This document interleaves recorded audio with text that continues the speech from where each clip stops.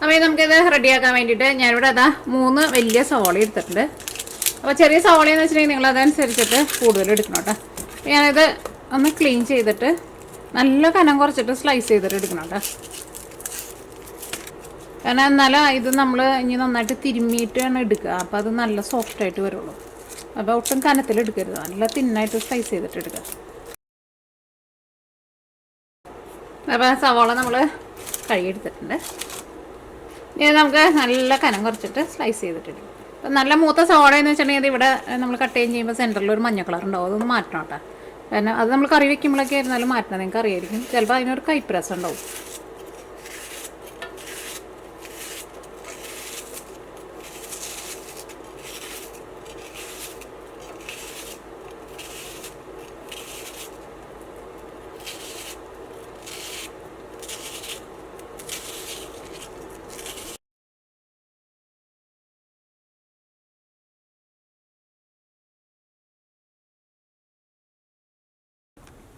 നമ്മൾ സവോള നല്ല കനം കുറച്ചിട്ട് നമ്മൾ സ്ലൈസ് ചെയ്തെടുത്തിട്ടുണ്ട്. ഇതിലേക്ക് നമുക്ക് ആവശ്യത്തിന് ഉപ്പും കൂടിയും ചേർത്തിട്ട് സവോള നന്നായിട്ടൊന്ന് തിരുമ്മിയിട്ട് എടുക്കാം. സവോള നല്ല സോഫ്റ്റായിട്ട് വരണം കേട്ടോ.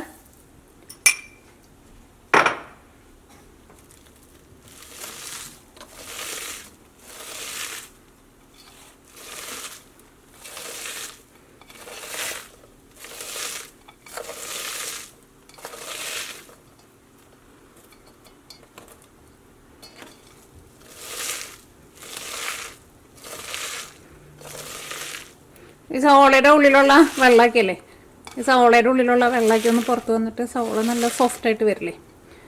ഞങ്ങളുടെ അങ്കമാലി സൈഡിലൊക്കെ സവോള തിരുമ്മാണ്ട് ഓർത്തത്. ഇതേപോലെ ഇങ്ങനെ സവോള നന്നായിട്ട് തിരുമ്മിയിട്ട് ഇഞ്ചിയും നിരുന്നിരുന്നിനെ കട്ട് ചെയ്ത് പിന്നെ പച്ചമുളകും പിന്നെ കറിവേപ്പിലയും കൂടി ചേർക്കും. എന്നിട്ട് ഒരു ഇച്ചിരി വെളിച്ചെണ്ണയും കൂടി ചേർത്തിട്ട് നന്നായിട്ട് ഇതേപോലെ ഇങ്ങനെ ഇതിങ്ങനെ സവോള തിരുമ്മിയപ്പോൾ വേറൊരു കാര്യം ഓർത്തത്. ഞങ്ങളുടെ അങ്കമാലി സൈഡിലേക്കും ഈ തേങ്ങാപ്പാൽ ഒഴിച്ചിട്ട് ഇതേപോലെ സർലാസ് എന്ന് പറഞ്ഞിട്ടൊരു സാധനം ഉണ്ടാക്കും. ചിലപ്പോൾ നിങ്ങൾക്ക് എല്ലാവർക്കും അറിയായിരിക്കും. അത് ഇതേപോലെ തന്നെ സവോള ഫസ്റ്റ് ഇതേപോലെ ഇങ്ങനെ ഉപ്പിട്ടിട്ട് നന്നായിട്ട് തിരുമ്മിയിട്ട് ഈ സവോളയുടെ ഉള്ളിൽ നിന്നുള്ള വെള്ളം കളയും, എന്നിട്ട് പിഴിഞ്ഞ് മാറ്റും.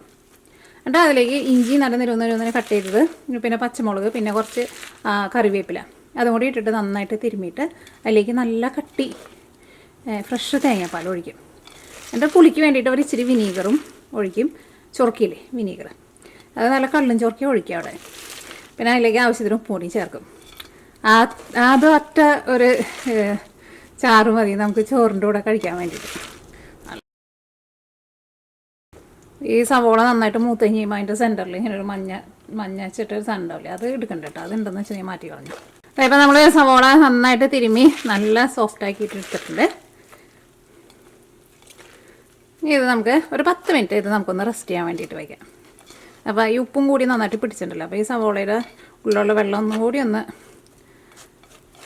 പുറത്തേക്ക് വരും, ഒന്നുകൂടി സവോള ഒന്ന് സോഫ്റ്റായിട്ട് വരും. അപ്പോൾ അതുകൂടി ഇരിക്കട്ടെ. അപ്പോൾ നമ്മൾ സവോള ഒരു 10 മിനിറ്റ് ഉപ്പൊക്കെ തിരുമ്മിയിട്ട് റെസ്റ്റ് ചെയ്യാൻ വേണ്ടിയിട്ട് വെച്ചിട്ടുണ്ടായിരുന്നു. ഇത് നമുക്ക് ഇതിലേക്ക് ബാക്കിയുള്ള സാധനങ്ങളൊക്കെ ചേർക്കാം. അപ്പോൾ ഞാനിതിലേക്ക് കുറച്ച് മല്ലിയില ചേർക്കുന്നുണ്ട്. മല്ലിയില നല്ല പൊടിയായിട്ട് കട്ട് ചെയ്തിട്ട് ചേർക്കാം. ഇനിയിപ്പോൾ നിങ്ങളുടെ അടുത്ത് മല്ലിയില ഇല്ലയെന്ന് വെച്ചിട്ടുണ്ടെങ്കിൽ കറിവേപ്പില ചേർക്കുക. കറിവേപ്പില ആയിരുന്നാലും ഇങ്ങനെ ചെറുതായിട്ട് കട്ട് ചെയ്തിട്ട് ചേർക്കട്ടെ.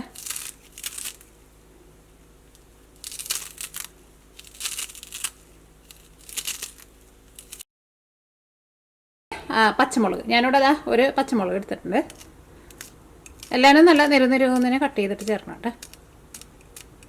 ഇതിലേക്ക് നമ്മൾ ക്രഷ് ചെയ്തേക്കണ ഉണക്കമുളകും ചേർക്കുന്നുണ്ട്. അപ്പോൾ പച്ചമുളക് നിങ്ങളുടെ എരിവിനനുസരിച്ചിട്ട് ചേർത്തോട്ടെ. ഇതിലേക്ക് നമുക്ക് ക്രഷ് ചെയ്തേക്കണ ഉണക്കമുളക് ചേർക്കാം. ഞാനിവിടെ മുഴുവനായിട്ടുള്ള നമ്മുടെ മുളകുണ്ടല്ലോ മിക്സിയിലിട്ട് ജസ്റ്റ് ഒന്ന് കറക്കിയെടുത്തത്. ഇല്ലയെന്ന് വെച്ചിട്ടുണ്ടെങ്കിൽ അങ്ങനെ ചെയ്താൽ മതി. അത് നിങ്ങളുടെ എരിവിനനുസരിച്ചിട്ട് ചേർത്തോ. പിന്നെ അടുത്തത് നമുക്ക് ഇതിലേക്ക് വേണ്ടത് ഒരു 3/4 table spoon ginger garlic paste. ഇത്രയ്ക്ക് നമ്മുടെ ചെറിയ ജീരകം ഒന്ന് നന്നായിട്ട് ചൂടാക്കിയിട്ട് പൊടിച്ചെടുത്തത് കേട്ടോ. ഇതൊരു 1/4 ടേബിൾ സ്പൂണേക്കാളും കുറച്ച് കൂടുതലുണ്ട്. പിന്നെ ചേർക്കുന്നത് മല്ലിപ്പൊടിയാണ് ചേർക്കുന്നത്. മല്ലിപ്പൊടി ഞാൻ ഇതിലേക്ക് 1/2 ടേബിൾ സ്പൂൺ ചേർക്കുന്നുണ്ട്. ഇനി ഇതിലേക്ക് നിങ്ങൾക്ക് ഗരം മസാലയുടെ ടേസ്റ്റ് വേണമെന്ന് വെച്ചാൽ കുറച്ച് ഗരം മസാലയും കൂടിയിട്ട് ചേർത്ത് കൊടുക്കാം കേട്ടോ. ഇതെല്ലാം കൂടിയിട്ട് നമുക്ക് ഒന്നും കൂടി കൈ കൊണ്ട് നന്നായിട്ടൊന്ന് തിരുമ്മി ഈ സവോളയുടെ കൂടെ അങ്ങോട്ട് നന്നായിട്ട് യോജിപ്പിച്ചെടുക്കാം.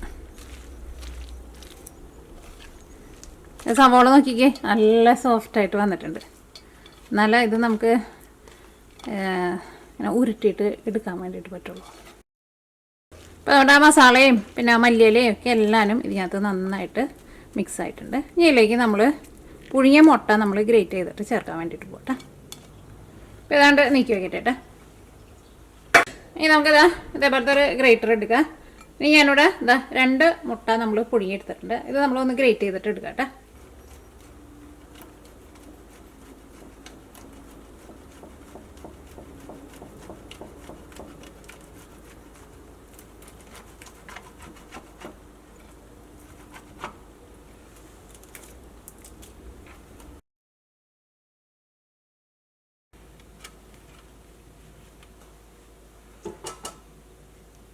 അപ്പോൾ നമ്മൾ മുട്ട നമ്മൾ ഗ്രേറ്റ് ചെയ്തെടുത്തിട്ടുണ്ട്.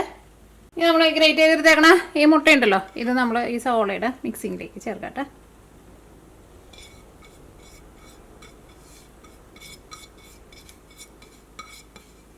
ഇനി അടുത്തത് നമ്മൾ ഇതിലേക്ക് ചേർക്കുന്നത് കടലപ്പൊടിയാണ് ചേർക്കുന്നത്. അത് 3/4 കപ്പ്. ഒറ്റയടിക്ക് ചേർക്കണ്ട, ഫസ്റ്റ് കുറച്ച് ചേർക്കുക. അത് കഴിഞ്ഞിട്ട് എല്ലാം കൂടിയിട്ട് മിക്സ് ചെയ്ത് കഴിഞ്ഞിട്ട് പിന്നെ ബാക്കിയുള്ളതും കൂടിയിട്ട് ചേർക്കുക. ഇതിനൊരു ബൈൻഡിങ് കിട്ടണം, അപ്പോൾ അതനുസരിച്ചിട്ട് ചേർക്കുക. ഇനിയിപ്പോൾ നമ്മൾ എടുക്കുന്ന സവോളയിൽ ചിലപ്പോൾ വലുപ്പത്തിൽ വ്യത്യാസം ഉണ്ടെന്ന് വെച്ചിട്ടുണ്ടെങ്കിൽ നമ്മുടെ ഈ കടലപ്പൊടി ചേർക്കുമ്പോൾ അതിനകത്ത് ചെറിയ വ്യത്യാസം ഉണ്ടാവും കേട്ടോ. അപ്പോൾ ഫസ്റ്റ് ഒറ്റയടിക്ക് മുഴുവൻ ചേർക്കണ്ട. അപ്പോൾ ഇനി നമ്മൾ തിരുമാട്ടെ. കാരണം ഈ സവോള നമ്മൾ തിരുമ്മി വെച്ചപ്പോൾ ഇതിനകത്ത് അത്യാവശ്യം അതിൻ്റെ ഒരു വെള്ളമൊക്കെ ഉണ്ടല്ലോ. പിന്നെ ഇതിന് നമുക്കൊരു നല്ല ബൈൻഡിങ് കിട്ടുകയും വേണം. അപ്പോൾ അതിന് വേണ്ടിയിട്ടാണ് നമ്മൾ ഈ കടലപ്പൊടി ചേർക്കുന്നത്. കടലപ്പൊടി എന്ന് വെച്ചിട്ടുണ്ടെങ്കിൽ നമ്മുടെ കടലമാവ്. ഇത് നിങ്ങൾക്ക് വേണമെന്ന് വെച്ചിട്ടുണ്ടെങ്കിൽ എയർ ഫ്രയർ ഉണ്ടെന്ന് വെച്ചിട്ടുണ്ടെങ്കിൽ അതിനകത്ത് വെച്ചിട്ട് നിങ്ങൾക്ക് ബേക്ക് ചെയ്തിട്ട് അങ്ങനെ വേണമെന്ന് വെച്ചിട്ടുണ്ടെങ്കിൽ അങ്ങനെ എടുക്കട്ടെ. അപ്പോൾ അതിൻ്റെ മുകളിൽ കുറച്ച് ഓയിലൊന്ന് ബ്രഷ് ചെയ്ത് കൊടുത്താൽ മതി. എന്നിട്ട് എയർ ഫ്രയറിൽ വെക്കുന്നത് നമ്മൾ കുറേ പേര് ചോദിക്കാറുണ്ട് എങ്ങനെ ചെയ്യാറുള്ളതെന്ന്. അത് സാധാരണ നമ്മൾ ഓവനിൽ വെക്കുന്ന എല്ലാ സാധനങ്ങളും നമുക്ക് എയർ ഫ്രയറിലും വെക്കാം. പിന്നെ എയർ ഫ്രയറിൽ ഇതേപോലെ എന്തെങ്കിലും സാധനങ്ങളൊക്കെ നിങ്ങൾ വെക്കുമ്പോൾ കറക്റ്റ് സമയമൊന്നുമില്ല, ഇടയ്ക്കൊന്ന് തുറന്ന് നോക്കുക. അത് കഴിഞ്ഞ് കഴിയുമ്പോൾ മറ്റേ സൈഡും കൂടിയിട്ട് 2 സൈഡും തിരിച്ച് മറിച്ചും വെച്ച് കൊടുക്കണം കേട്ടോ. അത് ചിക്കനായിരുന്നാലും ഒക്കെ ബേക്ക് ചെയ്തിട്ട് എടുക്കുക. സാധാരണ നമ്മൾ കേക്ക് ബേക്ക് ചെയ്യുന്ന ടെമ്പറേച്ചറിൽ വെച്ചാൽ മതി.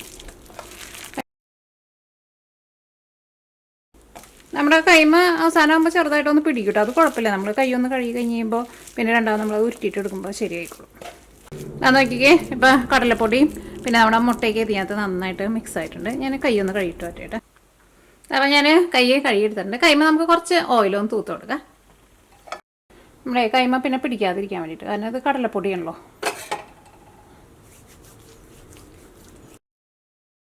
പിന്നെ കൈമ എങ്ങനെ ഭയങ്കരമായിട്ട് പിടിക്കുന്നുണ്ടെന്ന് വെച്ചിട്ടുണ്ടെങ്കിൽ നിങ്ങൾ അതനുസരിച്ചിട്ട് കടലപ്പൊടി ചേർത്ത് കൊടുക്കുക. ഇതിപ്പോൾ നോക്കിക്കുക കൈമ ഒന്നൊട്ട് പിടിക്കണേ.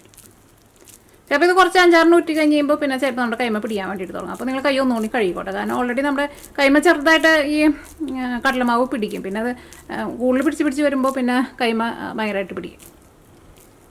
ഞാനിവിടെ ഇതേപോലത്തെ ഷേപ്പാക്കിയിട്ടാണ് ഉരുട്ടിയിട്ടെടുക്കുന്നത്.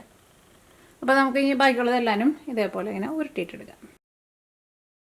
അപ്പോൾ ഇതെല്ലാം നമ്മൾ ഇതേപോലെ ഇങ്ങനെ ഷേപ്പാക്കിയിട്ടെടുത്തിട്ടുണ്ട്. അപ്പോൾ ഇനി നമ്മൾ മൊരിച്ചിട്ട് എടുക്കാൻ വേണ്ടിയിട്ട് പോട്ടെ. അപ്പോൾ നമ്മുടെ ഓയിൽ നന്നായിട്ട് ചൂടായിട്ടുണ്ട്. ഒരു സൈഡ് നന്നായിട്ട് മൊരിഞ്ഞ് കഴിഞ്ഞിട്ട് വേണം കേട്ടോ മറ്റേ സൈഡ് തിരിച്ചിടാൻ വേണ്ടിയിട്ട്.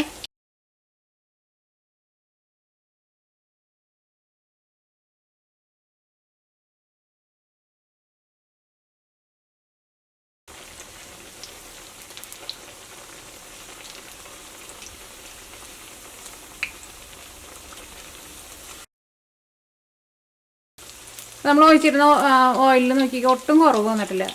വെളിച്ചെണ്ണയൊന്നും അങ്ങനെ കുടിക്കില്ല.